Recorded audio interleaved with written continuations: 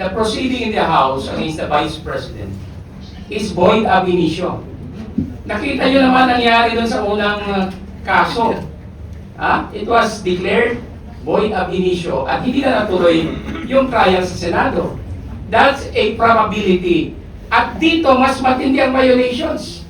Greed, abuse of discretion, of unprecedented character. Ngayon lang nangyari ito na mayroong ganyan.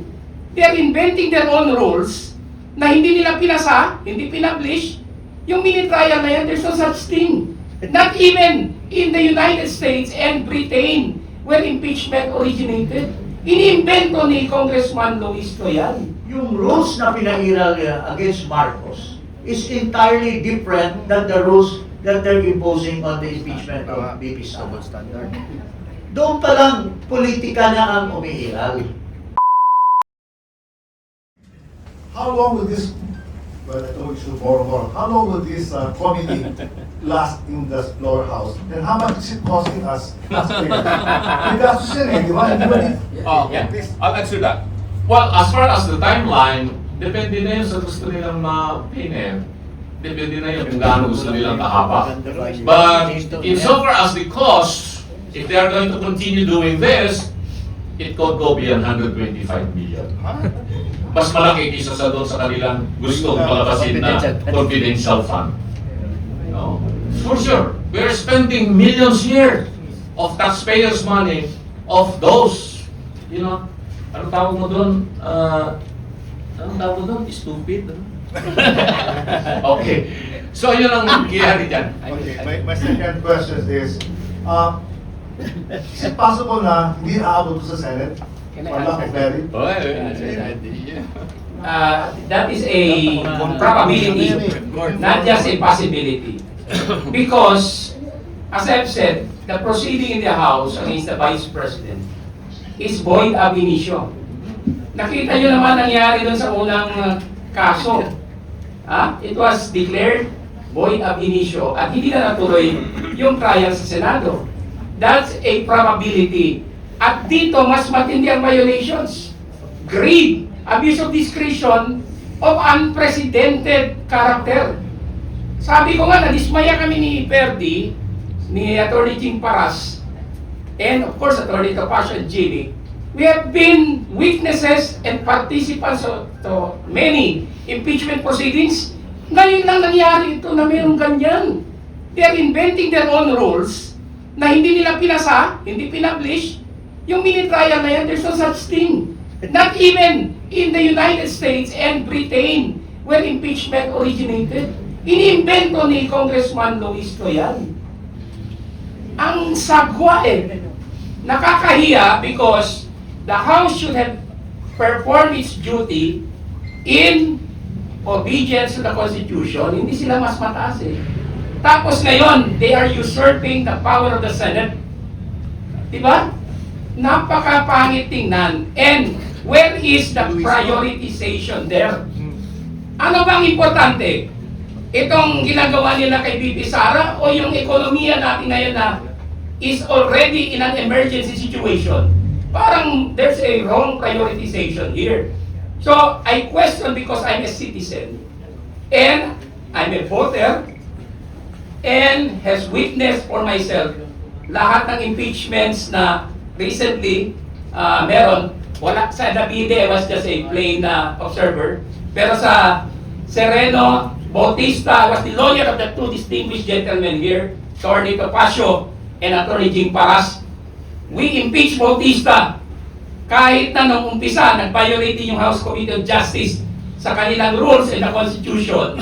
But, sinave ng plenary by a very overwhelming vote at na-impeach si Bautista. Hindi siya umabot sa Senado kasi impeach and then he resigned. Naging moot and academic. But I tell you, nakakadismaya ang ginagawa ng House Committee on Justice. And the Supreme Court might probably, hindi ako sigurado because I cannot preempt, might probably issue a TRO here and declare the proceeding void ab initio. Salamat. Thank you. Okay, I open now the floor. Sir. O sige, President. Quickly lang ha, mabilis. Red Mendoza from the Manila Times. Hi, good afternoon, good morning po.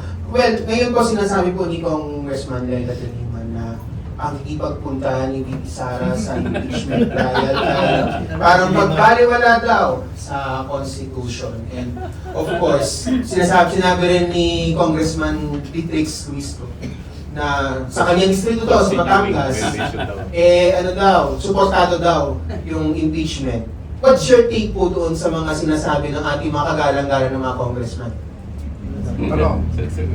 Well, Ano ba to? Pisinin mo lang ka rin, yeah. hello? Okay. Yeah, with your respect, no? Kasi I've been also a member of Congress, but during our time, respectable po kami. Honorable. Honorable. Wala po kaming mga maleta nun. Ano lang. Envelope.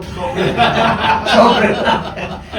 No, to answer that, walang basihan yun. Kasi, unang-una, wala namang eleksyon. So, paano niya ma-test yung support ng kanyang taong bayan? Pero, if you base it on the survey ng Pulse Asia, even in Luzon, napakataas ang trust rating ni Vice President. So, it's her word against a very official and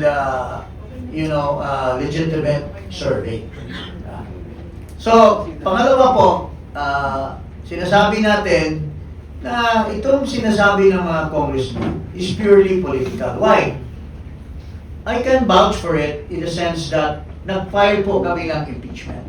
Nag-file ang bayan muna, nag-file yung sinasabi namin hash na impeachment. Pero yung rules na pinairal against Marcos is entirely different than the rules that they're imposing on the impeachment of VP Sara. Double standard. Doon pa lang, politika na ang umiiral. Doon, nag-trial na o nag-hearing na sila at inaano na nila doon pa lang sa determination of substance as far as the Marcos impeachment is concerned. Pero dito kay VP Sara, talagang pinalusot na nila yung substance. Because at the end of the day, they want to maximize the propaganda value of the Vice President. Why? For one reason.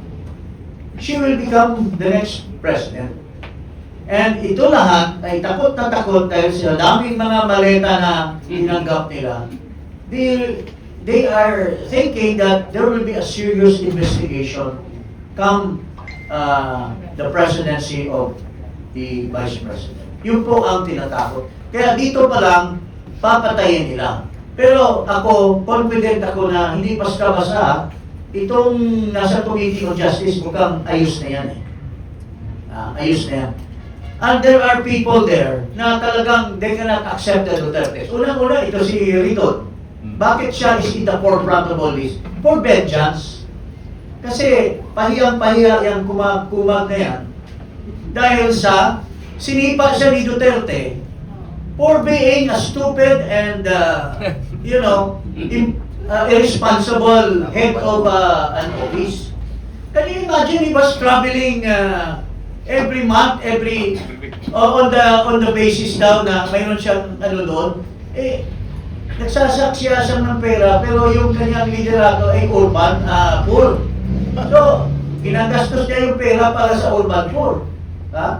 Kaya, outright, sinipa siya ni President Duterte. So, hindi niya matanggap yun, kaya gusto niyang bumawi to the extent na magpapasupina siya ng mga records ng mga bangko. Saka lawyers firms. At saka mga lawyers firm, sinita na nga siya ni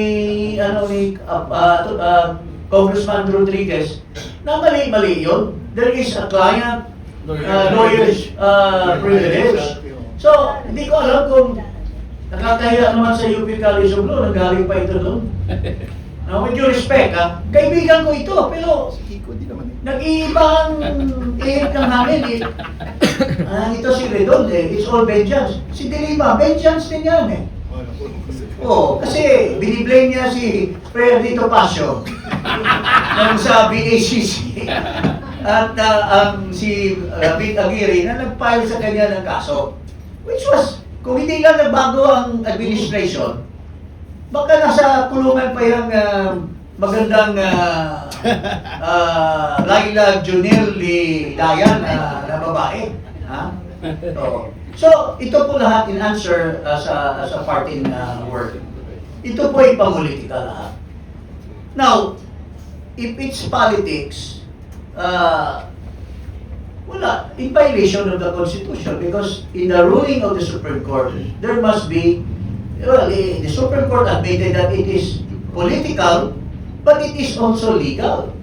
But this Committee on Justice is all purely political lang lahat. Walang legal, kaya they violate the Constitution. And I suppose, I will not be, I would not presume na hindi gumagalaw ang mga abogado ni Vice President to question all this in the court. Itong lahat ng mga violation. And in fact, I believe that if there is an immediate action, they can get an injunction or restraining order in all this violation of the House of Representatives. Thank you. Okay, next. Dagdag ko lang, Manong Rod, ano? Excuse me, Sorry to interrupt. Dagdag ko lang, that is another example of the hypocrisy of these people. Si Laila de Lima, noong inimbestigahan yan sa bilibid drug trade, hindi rin siya pumunta eh. She exercised her prerogative not to be present during the hearings. Bago sasabihin ngayon ni de Lima na it should be taken against the Vice President. Kaya ka-hipokrito itong mga tao ito. Doon sa hearing, doon lumabas yung... Committee on Justice. Oo, Committee on Justice din yun eh. Di ba? Ewan ko, kung may ibang committee roon na parang on dangerous drugs yata, I don't know. Pero doon lahat lumabas yung alekasyon. Hindi siya pumunta. She did not rebut yung sinasabi na nagsusubuan sila ng saba ni Dayan.